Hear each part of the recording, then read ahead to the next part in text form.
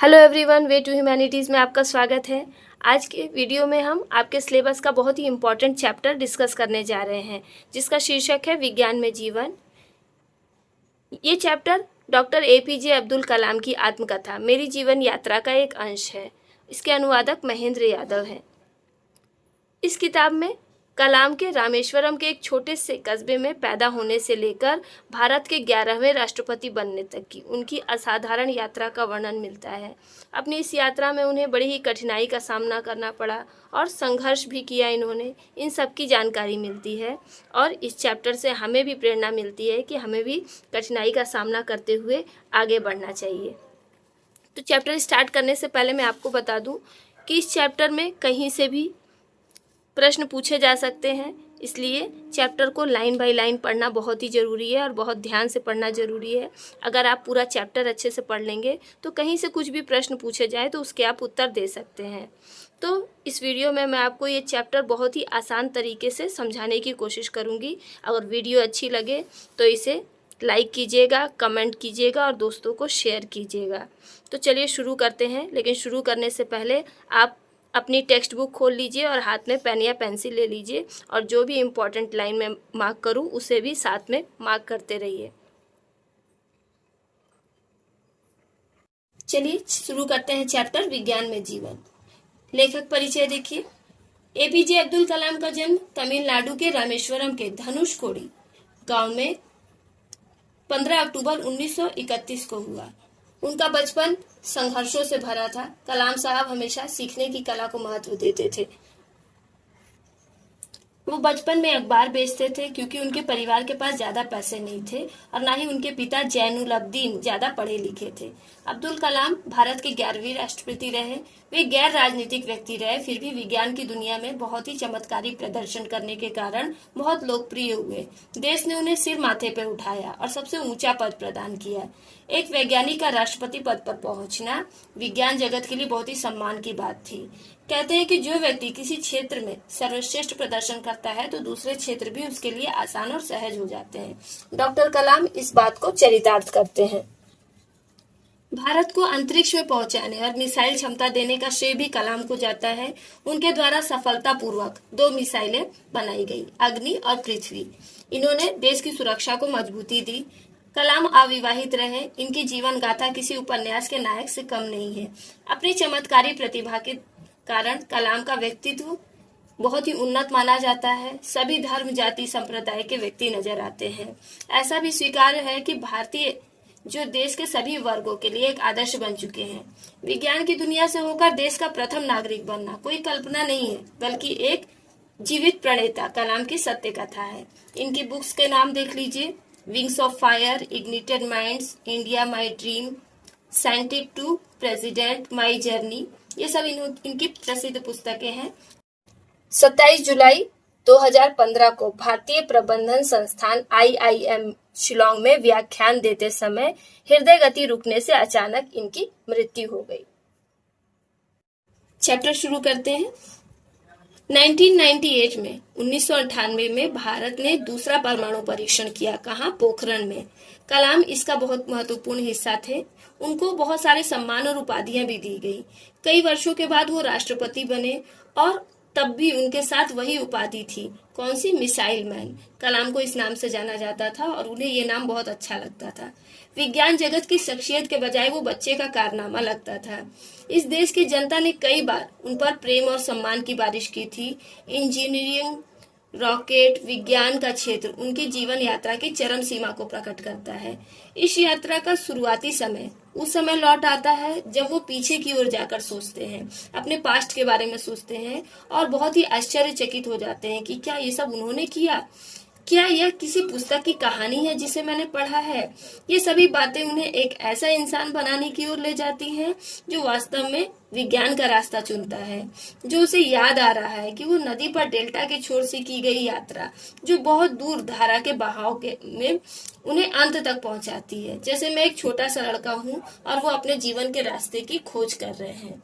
उन्हें विश्वास ही नहीं होता है कि ये सब काम उन्होंने किया है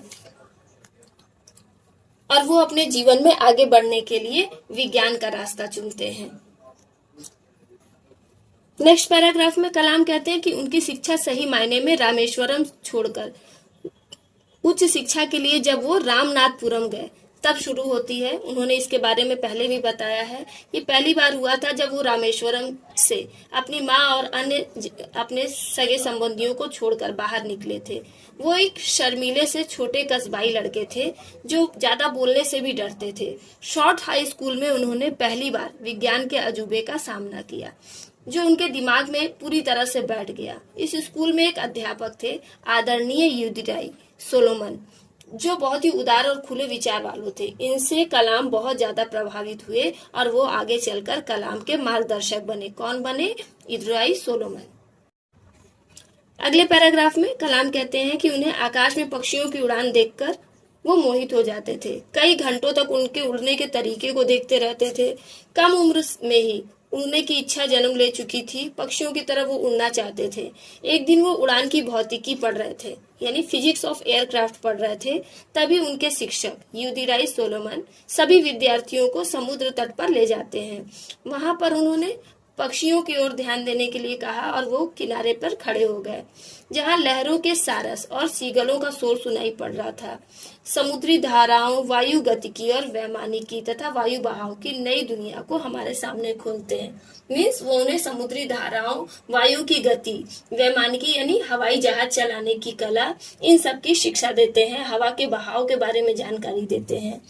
उनका ये जो ग्रुप था वो 15 वर्षीय छात्रों का एक ग्रुप था और उनके लिए वह विज्ञान का पाठ बहुत ही ज्यादा इम्पोर्टेंट था। तभी कलाम को ऐसा लगा जैसे कि वो विषय उनके लिए बहुत ही ज्यादा आकर्षित करने वाला है और वो उसे अच्छी तरह से समझ पा रहे हैं। वो सब उन्हें ऐसा लग रहा था जैसे कि बादलों के घिरी एक खिड़की के पीछे से वो देख रहे हैं। अब वो खिड़की खुल गई है और वहां से उन्हें पूरी दुनिया साफ साफ नजर आ रही है। कहने का मतलब है कि धीरे धीरे विज्ञान और उससे जुड़ी सारी बातें उन्हें समझ में आ रही थी।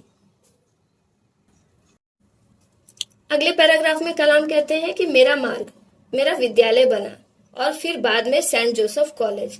विद्यालय से स्कूली शिक्षा प्राप्त करने के बाद वो सेंट जोसेफ कॉलेज में गए जो कि त्रिशापल्ली में था। वहाँ कई प्रकार के सुनहरे अवसर उनका इंतजार कर रहे थे। उन्होंने सोच लिया था कि उन्हें अपने दिमाग और आंखें खुली रखनी है और मन लगाकर अपनी शिक्षा को आगे बढ़ाना है। उनके रास्ते में कुछ भी ऐसा नहीं होगा जिसे वो सीख कर नहीं सीख सकते। मीन्स वो सब कुछ सीख सकते हैं। उनके मन में ऐसा विश्वास था।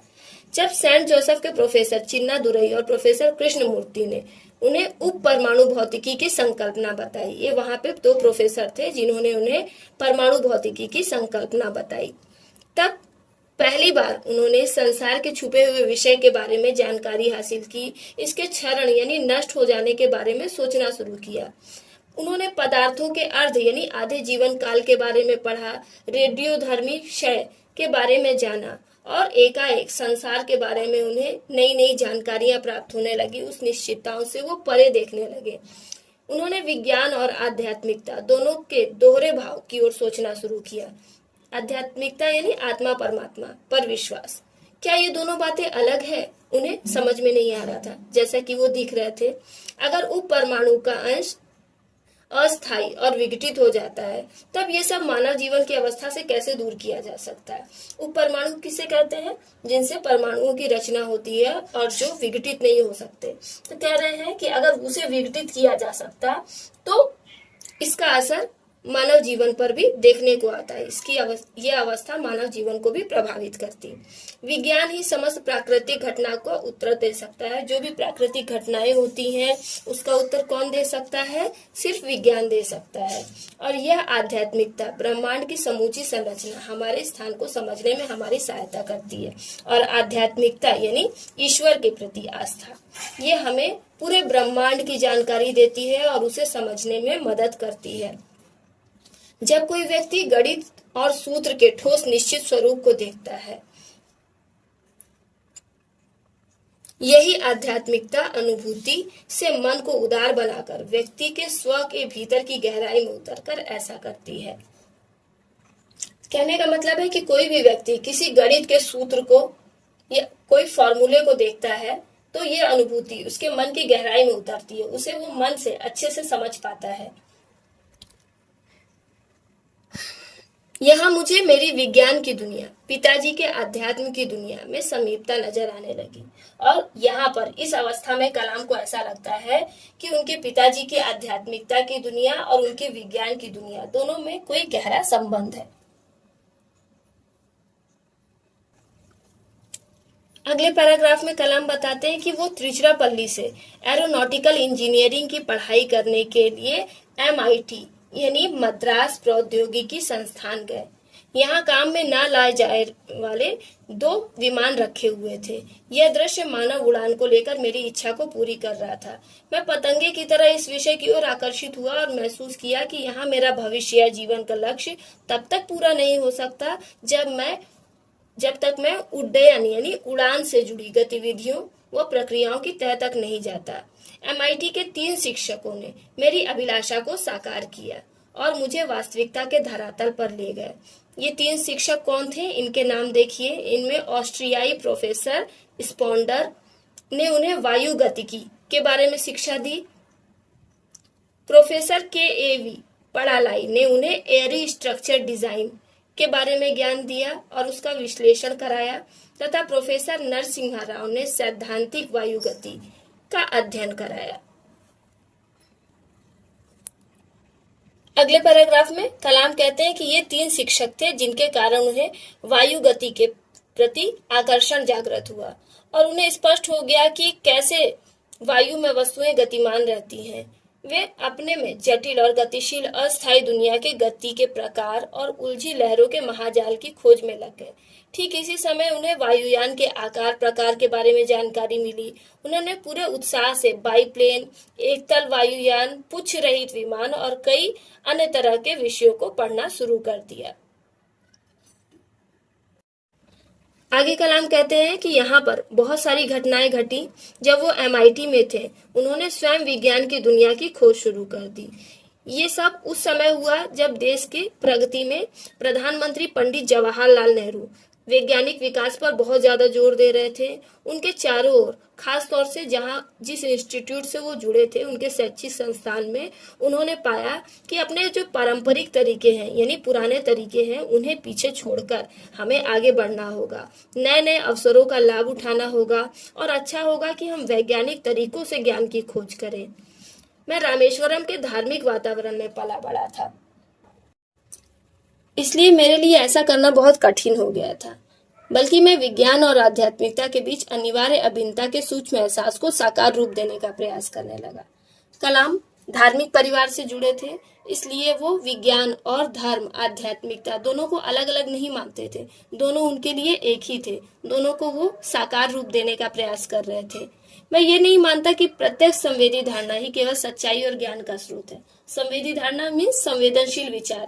कोई भी संवेदनशील विचार ही सिर्फ सत्य और ज्ञान का स्रोत नहीं है, बल्कि हमें और भी चीजों से जानकारी प्राप्त होती है। वो जान पाए कि अध्यात्म के क्षेत्र में वास्तविक सच्चाई सांसारिक उपकरणों पर आधारित नहीं होती। सच्चा ज्ञान अपनी आंतरिक खोज का परिणाम होता है। और अब वो अधिक से अधिक किसी अन्य प्रकार की दुनिया का हिस्सा बनते जा रहे थे। अब उन्हें लग रहा था कि वो आध्यात्मिकता की दुनिया से बाहर निकल रहे हैं और विज्ञान की दुनिया का हिस्सा बनते जा रहे हैं, जिसमें क्या चाहिए रहता है? प्रमाण, प्रशिक्षण और सूत्र। तो उनकी जो नई दुनिया थी वो प्रमाणों, प्रशिक्षण और सूत्रों से प्रभावित थी। Next paragraph. आखिरकार मैं MIT यानी मद्रास प्रौद्योगिकी संस्थान से इंजीनियरिंग की डिग्री पाकर बाहर निकले। मद्रास प्रौद्योगिकी संस्थान से उन्होंने इंजीनियरिंग की डिग्री प्राप्त की। अब तक मैंने मिसाइल और रॉकेट की दुनिया के बारे में बहुत जानकारी पा ली थी और समझ गया था कि जिस दिशा में मैं जा रहा हूँ उसमें मेरी तरक्की जरूर होगी और ये भविष्य का हिस्सा है। और जब वो जान पाए तो इस संसार की खोज के लिए उनके रास्ते और ज्यादा खुल गए और अब वो आकाश में ऊंची उड़ान भरने के लिए काम करने लगे। आगे वो कहते हैं, कई वर्षों के बाद DTD&P एयर में विभिन्न समूहों का वो हिस्सा बने। यह एक हॉट कॉकपिट क्षेत्र कहलाता था। हॉट कॉकपिट क्षेत्र क्या होता है? जहां विमान का चालक और उसके सहयोगी बैठते हैं। हॉट कॉकपिट क्षेत्र वो क्षेत्र होता है जहां पे विमान चालक और उसके साथी बैठते हैं। जहां प्लेटफॉर्म से जाने और सीधा उतरने की प्रणाली की रूपरेखा तैयार की जाती थी। ये सब बेंगलोर के एरोनॉटिकल डेवलपमेंट एस्टेब्लिशमेंट AED में होता था। वहां मैंने अनुभव किया कि मुझे कुछ हट कर करने का पहला बड़ा अवसर मिला है। यह मेरे कैरियर को और आगे बढ़ाने में महत्वपूर्ण समय था। AED में उन्होंने प्रारंभिक अध्ययन भूमिगत दक्षता सामग्री पर किया। सबसे पहला अध्ययन भूमिगत दक्षता सामग्री पर किया। इस प्रकार एक स्वदेशी हॉवरक्राफ्ट प्रोटोटाइप आवर्ती ग्राउंड इक्विपमेंट मशीन के रूप में डिजाइन तैयार करना था। AED के निदेशक डॉक्टर मेरी दत्ता ने 4 लोगों की एक टीम बनाई और कलाम को उसका प्रमुख बताया। आगे कलाम कहते हैं कि ये हमारे लिए बहुत बड़ी चुनौती थी। इस तरह की प्रौद्योगिकी के लिए, टेक्नोलॉजी के लिए कोई साहित्य नहीं था, कोई बुक नहीं थी, ना ही कोई अनुभवी प्रशिक्षित व्यक्ति था जिससे वो सलाह ले सकते थे, ना ही पहले से कोई रूपरेखा तैयार की गई थी जिसका वो प्रयोग कर सकते थे। केवल इस कार्य के लिए हमारे समूह को आगे बढ़ने के लिए कुछ भी जानकारी नहीं थी, केवल इस जानकारी के कि हमें एक सफल फ्लाइंग मशीन बनानी है। यह स्तंभित करने वाली चुनौती थी। तब मैंने सोचा कि इंजीनियरों ने जब तक मशीन नहीं बनाई, उन्हें अकेले विमान में कैसे उड़ने दिया जा सकता है। परियोजना को पूरा करने के लिए उन्हें 3 वर्ष दिए गए और पहले के कई महीने उन्होंने कदम जमाने की कोशिश में लगा दिए। तब उन्होंने एक लक्ष्य तय किया कि हम उपयुक्त हार्डवेयर के साथ आगे बढ़ने पर काम करेंगे। जैसे जैसे वे सामने आते जाएंगे, उनका प्रयोग किया जाएगा। इस बड़ी चुनौती के बावजूद यह परियोजना उनके मन में बहुत करीब थी और मेरी कल्पना ऊंची उड़ान भर रही थी। कई महीनों के बाद हमने रूपरेखा की प्रक्रिया के विकास में गति पकड़ ली। उनका जो प्रोजेक्ट वो तैयार कर रहे थे, वो तेजी से आगे बढ़ने लगा। अब मैं अधिक दृढ़ निश्चयी और आत्मविश्वास से परिपूर्ण था। अब थोड़ा थोड़ा कलाम का कॉन्फिडेंस बढ़ने लगा, लेकिन छोटे कस्बे के मध्यम वर्ग की जड़ें अभी भी उनकी आत्मा में बसी थी। उन्हें ये डर हमेशा लगा रहता था कि वो छोटे शहर से बिलोंग करते हैं और उनके अंदर थोड़ा सा आत्मविश्वास की कमी थी।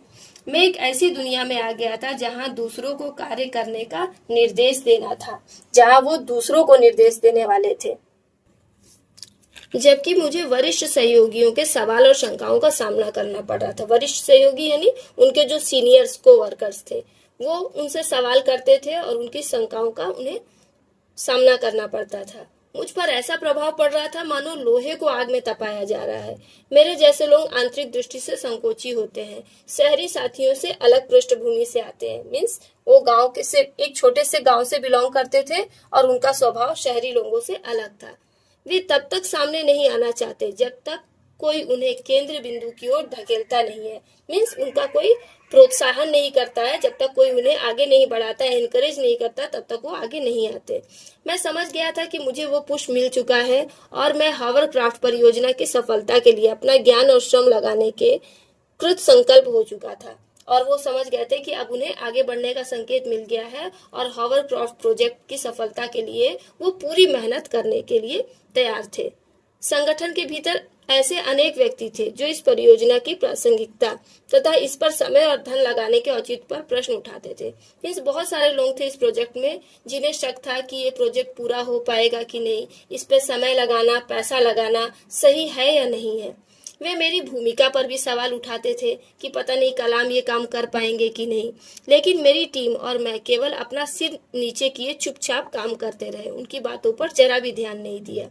हम धीरे धीरे हर अवस्था से गुजरते गए और प्रोटोटाइप आकार लेने लगा। धीरे धीरे उनका मॉडल तैयार होने लगा। जैसे कि पहले MIT में प्रोफेसर श्रीनिवास ने मेरा डिजाइन कार्य रद्द कर दिया था। MIT के प्रोफेसर श्रीनिवासन ने कलाम के डिजाइन को रद्द कर दिया था और मैं लगातार 2 रात तक कार्यरत रहा। 2 रातों तक उन्होंने उस पर कार्य किया था। मैं पुनः उसी स्थिति में आ गया था, फिर से वो उसी जगह पहुंच गए थे। मेरा मन अविश्वसनीय रूप से लचीला हो गया था। जब मेरा मन मस्तिष्क खुलता था तो कोई बाधा आड़े नहीं आ सकती थी। उनको विश्वास हो गया कि जब वो दृढ़ संकल्प कर लेंगे किसी काम को करने के लिए तो कोई भी मुसीबत आए उससे कोई फर्क नहीं पड़ता। खुद पर विश्वास ऐसी परिणति है, ऐसी धारणा है जिससे आपसे कोई नहीं छीन सकता। अगर आप खुद पर विश्वास रखते हैं तो किसी भी काम को आप आसानी से कर सकते हैं। आगे वो कहते हैं कि जो प्रोजेक्ट उन्होंने तैयार किया उसको नंदी नाम दिया गया और रक्षा मंत्री V.K. कृष्ण मेनन ने उन्हें आशीर्वाद दिया। वह दृढ़ विश्वास रखते थे कि यह भारत के रक्षा उपकरणों के विकास की शुरुआत है। वे उत्कंठा से हमारे कार्य को देख रहे थे और 1 वर्ष बाद वे हमारी कार्य प्रगति का परीक्षण कर रहे थे। उस समय डॉक्टर मेरी दत्ता ने उनसे कहा, कलाम और उसकी टीम को कामयाबी अवश्य मिलेगी। ये कथन किसका है? डॉक्टर मेरी दत्ता का। आगे कलाम कहते हैं कि हम सचमुच कामयाब हो गए थे। 3 वर्ष बीतने से पहले ही हमने पूरी तरह से कार्यशील प्रोटोटाइप तैयार कर लिया था। 3 वर्ष का उन्हें समय दिया गया था, उससे पहले ही उन्होंने अपना प्रोजेक्ट तैयार कर लिया था और हम मंत्री जी को दिखाने के लिए तैयार थे। कृष्ण मेनन नंदी की उड़ान भर रहे थे और मैं उसे उड़ा रहा था। कलाम उसे उड़ा रहे थे। हालांकि सतर्कता की दृष्टि से कुछ और व्यवस्था आवश्यक थी। मैंने पहली बार आनंद और कुछ करने की अनुभूति महसूस की। उन्हें बहुत खुशी होती है कि उन्होंने कोई बड़ा काम किया है। यह हमारे ज्ञान और टीम वर्क का फल था। इस देश में पहली बार ऐसा हुआ। दुर्भाग्यवश नंदी की कहानी सुखांत नहीं रही। जब कृष्ण मेनन अपने पद पर नहीं थे तब उनके उत्तराधिकारियों ने इस हॉवरक्राफ्ट के उपयोग से ज्यादा उम्मीद नहीं लगाई। वह विवाद का विषय बन गया और अंत में ये परियोजना बंद हो गई। यदि इस धरती पर कोई मुझे उतारता तथा दिखाता, कभी कभी आकाश ही हमारी सबसे ऊपरी सीमा नहीं होती, तो यह कटु सबक मिलता कि अक्सर आपसे भी ज्यादा बड़ी ताकत होती है जो आपके काम को अंजाम देती है। कहने का मतलब है कि कलाम को अब लग रहा था कि कभी कभी हम पूरी कोशिश करने के बावजूद कुछ प्राप्त नहीं कर पाते। ऐसी कोई बड़ी ताकत है जिसके आगे हमारा वश ही नहीं चलता। पूरी कोशिश करने के बाद भी सफलता नहीं मिलती। मुझे अन्य सबक यह मिला कि कुछ क्षेत्रों को मैं प्रभावित नहीं कर सकता, परंतु मैं निश्चित रूप से भरसक प्रयास करता और अपनी पूरी क्षमता से करता। और कौन जानता कि यह हमारे कार्यक्रम का क्या फल मिलेगा। मैं अभी भी नंदी की निराशा से उबरने का प्रयास कर रहा था। कलाम कहते हैं कि उन्हें उस समय ऐसा लग रहा था कि हर चीज उनके हाथ में नहीं है, कुछ चीजों को वो प्रभावित नहीं कर सकते, लेकिन फिर भी वो उसके लिए पूरा प्रयास कर रहे थे। उन्हें नहीं पता था कि उनके प्रयास का क्या फल मिलेगा। घटनाक्रम के परिणाम स्वरूप TIFR Tata institute of fundamental research के प्रोफेसर MGK मेनन इसे देखने आए। TIFR के प्रोफेसर MG मेनन इसे देखने आए तथा इसके बारे में सवाल पूछा। अंततः मैं रॉकेट इंजीनियरिंग के रूप में इनकोस्पार में काम करने लगा। कलाम इनकोस्पार में रॉकेट इंजीनियरिंग के रूप में काम करने लगे और मुझे डॉक्टर विक्रम साराभाई के मार्गदर्शन में काम करना था इंस्कोपार में। आगे वो कहते हैं कि इंस्कोपार के बाद वो इसरो में गए। इंस्कोपार के बाद कलाम ने इसरो ज्वाइन किया। वहां मुझे विभिन्न प्रकार के रॉकेट के विकास का कार्य सौंपा गया और अंतरिक्ष वाहन के एक रॉकेट से दूसरे रॉकेट के चारों ओर की दूरी की पहुंच तक उपग्रह के वाहन को पहुंचाने का कार्य दिया गया। वे डॉक्टर साराभाई ही थे जिनकी देखरेख में भारत के अंतरिक्ष कार्यक्रम का विकास हो रहा था और विभिन्न विकासात्मक कार्य साथ साथ हो रहे थे। कलाम अपने आप को सौभाग्यशाली कहते हैं जो वो इस परियोजना का हिस्सा बने। मैं मानता था कि SLV में बहुत सी जटिल चुनौतियां उनके सामने आई थी। SLV का फुल फॉर्म है सैटेलाइट लॉन्च व्हीकल। उस प्रोजेक्ट में उन्हें बहुत सारी चुनौतियों का सामना करना पड़ा। मैं उपग्रहों को कक्षा में भेजने वाले लॉन्च व्हीकल के विकास की बड़ी परियोजना को निर्देशित कर रहा था। उस प्रोजेक्ट को वो डायरेक्ट कर रहे थे जिसमें सैटेलाइट्स को उनके कक्ष में भेजा जाता है। इससे हम न केवल एक प्रौद्योगिकी यानी टेक्नोलॉजी वाले देश बन जाते, बल्कि दूसरे देशों के उपग्रहों को कक्षा में स्थापित करके पैसा भी कमा सकते थे। आगे कलाम कहते हैं कि उन्होंने अपनी पुस्तक विंग्स ऑफ फायर में SLV की निर्माण यात्रा के बारे में लिखा है। यह कई कारणों से बहुत ही जटिल यात्रा थी। जब एक प्रोजेक्ट विकसित होता है तो लगातार उसमें बहुत सारी कठिनाइयां आती हैं। हम एक बजट देते थे और समय और स्रोत दोनों रूपों से। यह हमारी जिम्मेदारी होती थी कि हमें बजट में अपने परिणाम हासिल करने हैं। यह मेरे लिए बड़े ही तनाव का समय था। अंतरिक्ष कार्यक्रम के 3 वर्षों में उन्होंने अपने 3 व्यक्तियों को, जो कि उन्हें बहुत ही प्रिय थे, उन्हें खो दिया, जिसमें थे अहमद जलालुद्दीन, जो कि उनके मित्र थे और उनकी बड़ी बहन के पति थे, उनके पिताजी और माताजी, इन तीनों का देहांत हो गया। और ये उनके लिए बहुत ही दुख का समय था। लेकिन ये समय दुख प्रकट करने का नहीं था, बल्कि अपने आप को पूरी तरह से काम में डुबो देने का था और उन्हें परिणाम हासिल करना था, अपने परिणाम पर ध्यान केंद्रित करना था और अपने प्रोजेक्ट को सफल बनाना था। आगे कलाम कहते हैं कि आज अगर उनसे कोई पूछता है कि सबसे बड़ी सीख क्या थी उनके जीवन की, तो कहेंगे कि उन्होंने एसएलवी के विकास के समय जो भी सीखा उसे, इसके 3 कारण थे। पहला, जब उन्हें देश के विकास में विज्ञान, तकनीकी खोज, इंजीनियरिंग की भूमिका नजर आती थी। एसएलवी पर वैज्ञानिकों, शोधकर्ताओं और इंजीनियरों के कई दल काम करते थे। एक टीम लीडर के रूप में उनका काम था कि वो कार्य रेखाएं बनाए और लोगों को निर्देशन दे। मैंने सीखा कि विज्ञान असीमित और गवेषणात्मक है। गवेषणात्मक मीन्स खोज से भरा हुआ। यहाँ पर रहकर उन्होंने ये ज्ञान हासिल किया। इसमें उत्तर ढूंढना यात्रा कर रहे यात्री के समान है। इसमें यात्रा करते हुए सबका विश्लेषण करके एक दिन सब संभव हो जाएगा। विज्ञान एक आनंद और जुनून है। दूसरी ओर विकास एक बंद फंदा है। यह वैज्ञानिकों द्वारा किया गया कार्य है और यह कुछ कदम आगे ले जाता है। ये गलतियों की अनुमति नहीं देता। अगर इसमें गलती होती है तो उसमें नुकसान उठाना पड़ता है। सुधार और प्रोन्नति में गलतियों से सीखता है। सुधार और प्रोन्नति यानी आगे की ओर बढ़ना। ये हमें गलतियों से शिक्षा मिलती है कि हम किस तरह से उसमें सुधार करें। तब जहां वैज्ञानिक हमें राह दिखाता है और संभावनाओं को खोलता है, हम स्वदेशी लॉन्च व्हीकल के विकास में सफल होते हैं। एक परियोजना की सफलता व्यवहारिक होती है। यह जरूरी होता है कि सभी भागों को आगे पीछे केंद्रित करके ऑर्केस्ट्रा के समान कार्य किया जाए।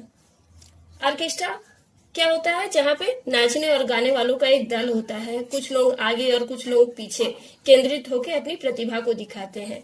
उसी तरह से कलाम की ये परियोजना भी ऐसी ही थी, जिसमें पूरे दल को आगे पीछे व्यवस्थित होकर काम करना था। तो उन्होंने अपने इस दल का ऑर्केस्ट्रा से कंपेयर किया है।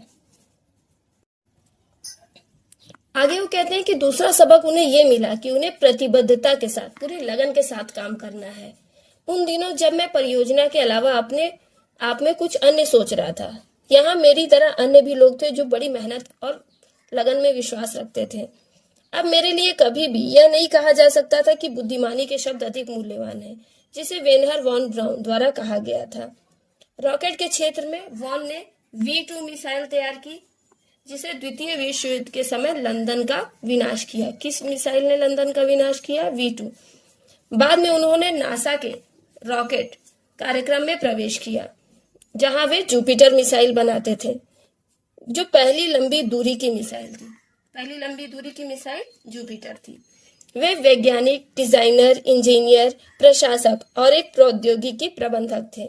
वे आधुनिक रॉकेट की दुनिया के जनक माने जाते हैं। किसे कहा जाता है आधुनिक रॉकेट की दुनिया का जनक? वेनहर वॉन ब्राउन को। जब वे भारत आए तो मुझे उनके साथ उस समय उड़ान भरने का सौभाग्य प्राप्त हुआ, जब मैं उन्हें लेने चेन्नई गया और थुम्बा तक साथ रहा। वे मुझसे कहते कि कार्य की प्रकृति की गहराई दिमाग में स्थिर है। तुम्हें हमेशा याद रखना चाहिए कि हमें सिर्फ सफलता के लिए ही नहीं निर्माण करना है, हमें असफलता पर भी कार्य करना है। वैज्ञानिक के पेशे के लिए बहुत कड़ी मेहनत और समर्पण की आवश्यकता होती है। वे कहते हैं कि रॉकेट के क्षेत्र में कड़ी मेहनत ही काफी नहीं है। यह एक खेल नहीं है जहां हम सिर्फ कुछ घंटों में कड़ी मेहनत करके जीत हासिल कर लें।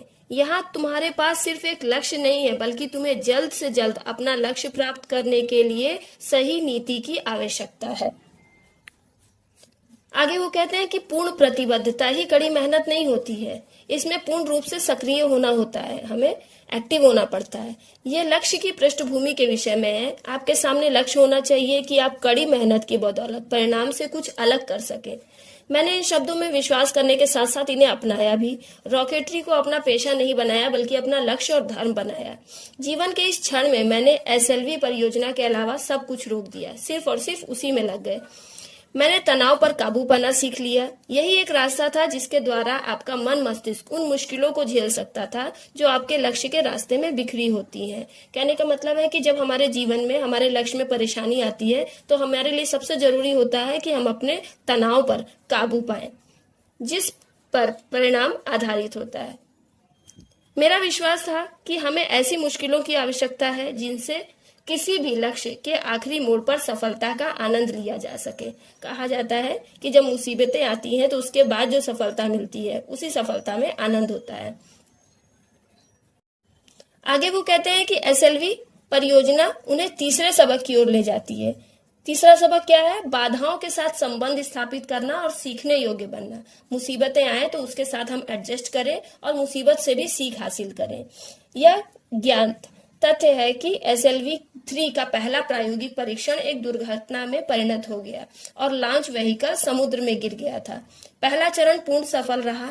दूसरी अवस्था थी जब चीजें नियंत्रण से बाहर चली गई। यह उड़ान 317 सेकंड के बाद समाप्त हो गई। पेलोड के साथ चौथी अवस्था को मिलाकर व्हीकल समुद्र में टकराने के बाद बिखरकर श्रीहरिकोटा में 560 किलोमीटर चला गया।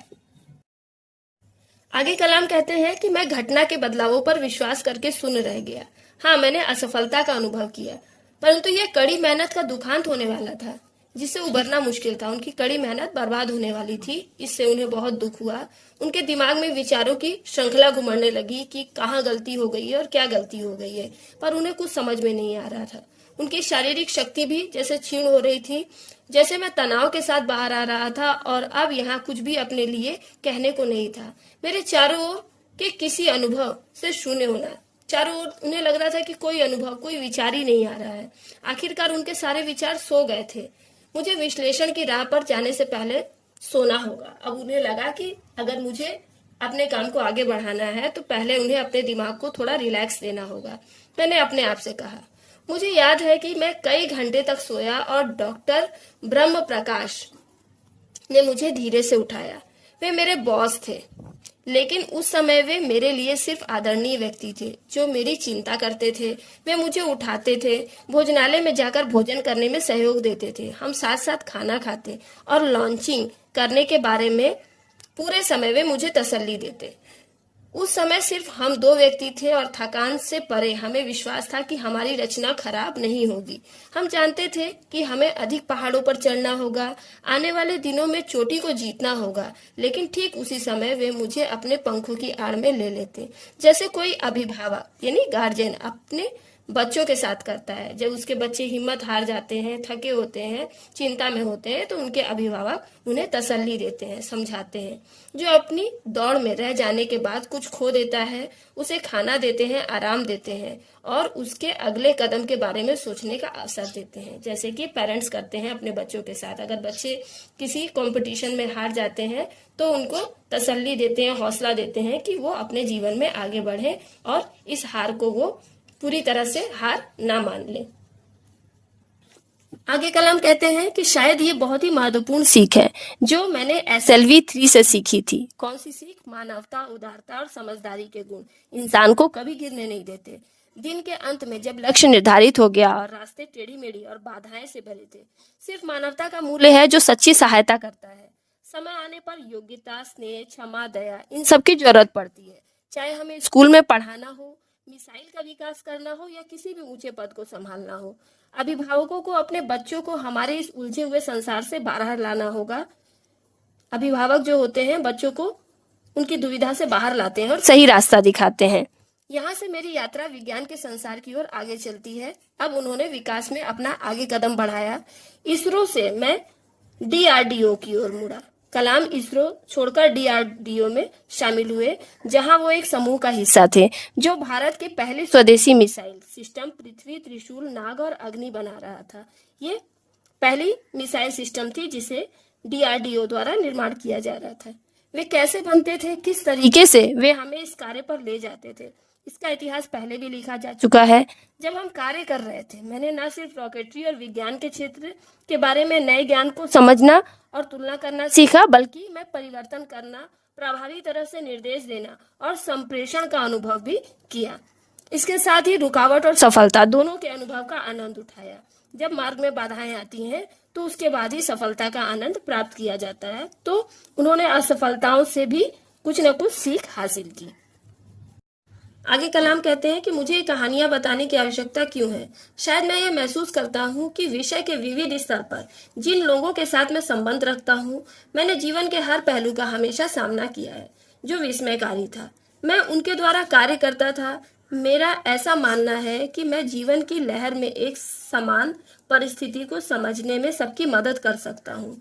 तब मैं ये विश्वास करूंगा कि मेरी ये जीवन यात्रा सिर्फ मेरे जीवन के लिए नहीं, बल्कि अन्य सभी अनगिनत लोगों के लिए भी है। अपने जीवन से वो हमें भी सीख देते हैं कि हमें संघर्षों से हार नहीं माननी चाहिए और जीवन में कठिनाइयों से भी सबक हासिल करना चाहिए और हमेशा अपने लक्ष्य की ओर आगे बढ़ना चाहिए। इस संदेश को उन्होंने एक गीत के माध्यम से प्रकट किया है।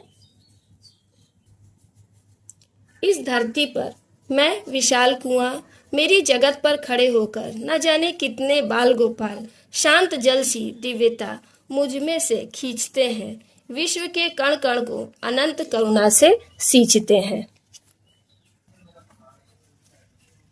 यहाँ कलाम कह रहे हैं कि इस पृथ्वी पर मैं एक विशाल कुआं हूँ, उनके किनारे खड़े होकर मुझे ये नहीं पता कि कितने बाल गोपाल हैं जो इस दिव्यता से भरे गुण को मुझ में से निकाल रहे हैं। जैसे कि एक बड़े से कुएं से शांत जल को बाहर निकाला जाता है और वे उस दिव्यता से भरे जल से दुनिया के हर कण को अनंत करुणा से सींचते हैं। इस कविता में कलाम खुद को एक गहरे और विशाल कुएं के रूप में प्रस्तुत करते हैं जो कि अनंत दया और करुणा का स्रोत है। बाल गोपाल प्रतीक है उन लोगों के जो उनसे इस दिव्यता को, इस ज्ञान को ग्रहण करना चाहते हैं और दुनिया में प्रेम दया की भावना को फैलाना चाहते हैं।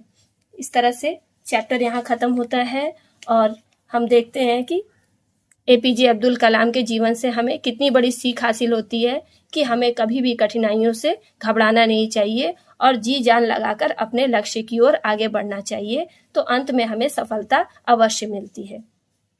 वीडियो अच्छी लगी हो तो वीडियो को लाइक करें और अपने व्यूज को कमेंट करें। बहुत जल्द ही इस चैप्टर्स के MCQ भी आपको अवेलेबल हो जाएंगे। Thank you.